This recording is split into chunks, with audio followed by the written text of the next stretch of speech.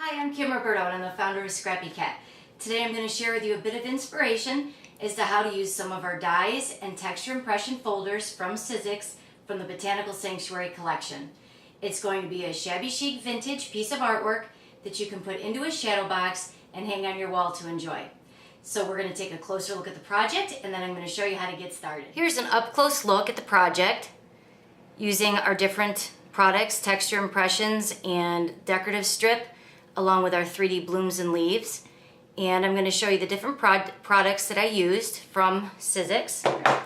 Here we have our doily and lace set by Scrappy Cat, which is our texture impression.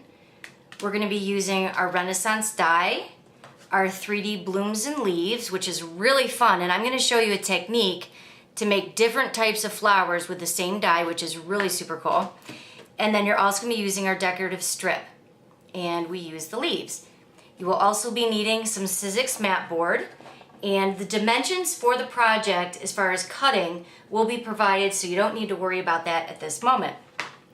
So here I'm going to show you up close how to assemble this project in the different pieces. You're going to take your texture impression and you're going to make this beautiful pattern, and as you can see, I've already used some Scrappy Cat blue ink. And I just inked along the edges, and I'm going to add a little bit more ink in the center to give it some additional dimensions. You're going to take your piece of paper, which is 8 by 8, and set it down. You will be adhering this along with a mat board onto the paper. And you're going to add your leaves, just like this on the side, which I really love, how it just totally matches up along the same size as the texture impression. And then I used Scrappy Cat paper, which is vintage, and it has the beautiful leaves that coordinate with the die. And I added some pop dots on the back to give some added dimension as well. And then I made another block, cut out the Renaissance die. And then I had a lot of fun with the blooms, and I made my 3D pieces. You're going to adhere these down just like this, in this sort of arrangement. And then add your leaves like this. And then to add a final touch, I used our Scrappy Cat iridescent glitter glue. And it's really nice because it adds that shimmer and shine and a little bit of elegance that you need to any project. So we're just going to go ahead and add that just like this. And that's what the project is going to look like when it's assembled.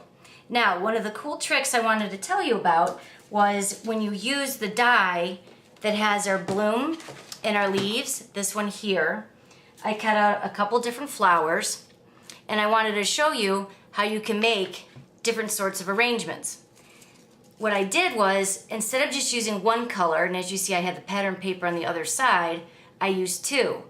And then what I like to do is use an adhesive such as like the Zig pen and add it all along the edges here of this flower.